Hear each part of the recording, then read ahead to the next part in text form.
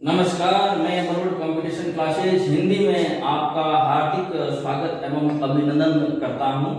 आदाब, अर्ज, खैर वक्तव्य। मैं श्यामलाल बरवड़ बेहद महत्वपूर्ण हिंदी साहित्य की काव्य शास्त्र से संबंधित कुछ महत्वपूर्ण तथ्य लेकर आज हाजिर हुआ हूं।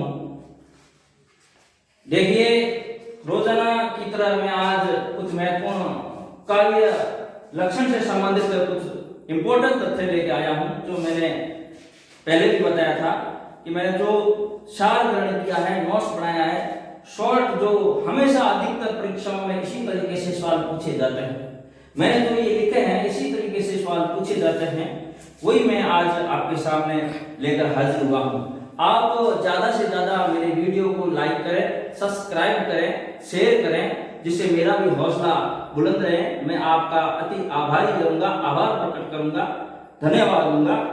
देखिए, काव्य लक्षण शब्दार्थ के आधार पर अपन बात करें, काव्य लक्षण शब्दार्थ के आधार पर बात करें तो पहली परिभाषा आचार्य मम्मट की आती है। मम्मट का ग्रंथ है काव्य अलंकार। मम्मट का ग्रंथ है काव्य अलंकार, जिसमें परिभाषा दी गई है शब्दार्थो सहितो काव्य। बहुत इजी है, शब्दार्थो सहितो काव्य। हमेशा परीक्षा में हिंदी का जब पेपर होता है तो अक्सर यह परिभाषा पूछी जाती है। टीजीटी, पीजीटी, नेट जैसा प्राध्यापक, राजस्थान अदर स्टेट की परीक्षाओं में ये इस तरीके से परीक्षा ये परिभाषा पूछी जाती है। तो आप अच्छी तरीके से एक एक तथ्य को बड़े गौर से देखें और इनको याद करें। शब्दार्थो सहितो काव्यम, आचार्य भामह काव्य अलंकार इनका ग्रंथ है, उसमें ये परिभाषा दी है। ये संस्कृत में परिभाषा है, हिंदी अर्थ है शब्द अर्थ का संयोग काव्य कहलाता है। शब्द अर्थ का संयोग काव्य कहलाता है। इनमें दो प्रकार के हैं, एक गद्य काव्य और एक पद्य काव्य। दो तरह के काव्यों का उल्लेख किया है। दूसरी परिभाषा आती है रुद्रट की।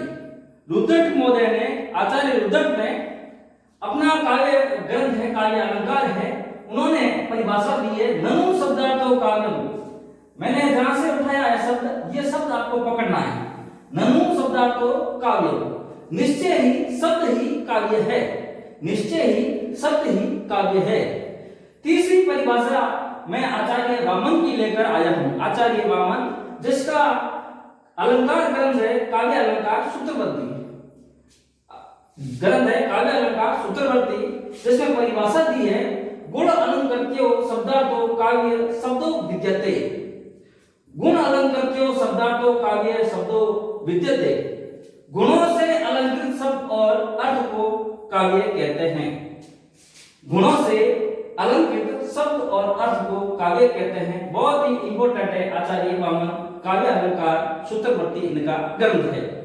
आगे मैं चौथे आचार्य की बात करूं तो वो आचार्य है आचार्य कुंतक। आचार्य कुंतक बहुत ही इंपॉर्टेंट है, बहुत इंपॉर्टेंट है आचार्य कुंतक, जिनका ग्रंथ है वक्रोक्ति जीवितम। वक्रोक्ति जीवितम इनका ग्रंथ है। इस ग्रंथ में आप लिखते हैं शब्दार्थो सहितो वक्र कवि व्यापारशालिनी, ये इनकी परिभाषा है। शब्दार्थो सहितो वक्र कवि व्यापारशालिनी, ये इनकी परिभाषा है। संस्कृत में शब्द और अर्थ को जब कवि वक्र ढंग से प्रस्तुत करता है उसे काव्य कहते हैं। बहुत ही इंपॉर्टेंट है। अक्सर इस तरीके से ही मैंने कई पेपर उठा के देखे, इस तरीके से ही सवाल पूछे जाते हैं। बहुत ही महत्वपूर्ण है, आप इनको अच्छी तरीके से देखें। पांचवा आचार्य है आचार्य मम्मट। मम्मट का ग्रंथ है काव्य प्रकाश। मम्मट का ग्रंथ है काव्य प्रकाश।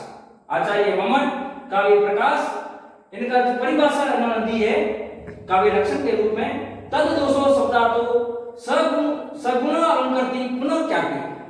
तद दोषो शब्दार्थो सगुणाकृति पुनर्ख्यापि। दोष रहित गुण युक्त कभी कभी अलंकार रहित शब्दार्थ काव्य कहलाता है, यह कहते हैं आचार्य मम्मट। बहुत इंपॉर्टेंट है, इनका ग्रंथ है काव्य प्रकाश। अब मैं अंतिम जो लक्षण में दिए हैं, परिभाषा दी है, छठा जो आचार्य हमारे सामने है आचार्य क्षेमेंद्र। क्षेमेंद्र के बारे में बात करूं तो इनके दो ग्रंथ है। पहला ग्रंथ है औचित्य विचार चर्चा। पहला ग्रंथ है औचित्य विचार चर्चा और दूसरा ग्रंथ है कवि कंठाभरण। बहुत ही इंपॉर्टेंट है आचार्य जी का, आचार्य क्षेमेंद्र के दो ग्रंथ है, क्षेमेंद्र के औचित्य विचार चर्चा और कवि कंठाभरण।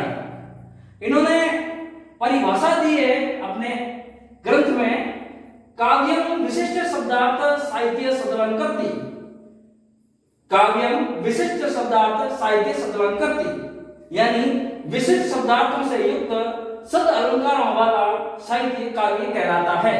ये इनकी परिभाषा है, विशिष्ट शब्दार्थों से युक्त सद अलंकारों वाला साहित्य काव्य कहलाता है। नमस्कार मित्रों, आज इतना ही। मैं अगले समय और ऐसा महत्वपूर्ण तथ्यों का वीडियो लेकर आपके सामने हाजिर होऊंगा। तब तक मुझे इजाजत दीजिए। आपका बहुत बहुत आभार, बहुत बहुत धन्यवाद। मेरे वीडियो को ज्यादा से ज्यादा लाइक करें, सब्सक्राइब करें और आगे से आगे फॉरवर्ड करें। मैं आपका अति आभारी रहूंगा। बहुत बहुत धन्यवाद। आदाब।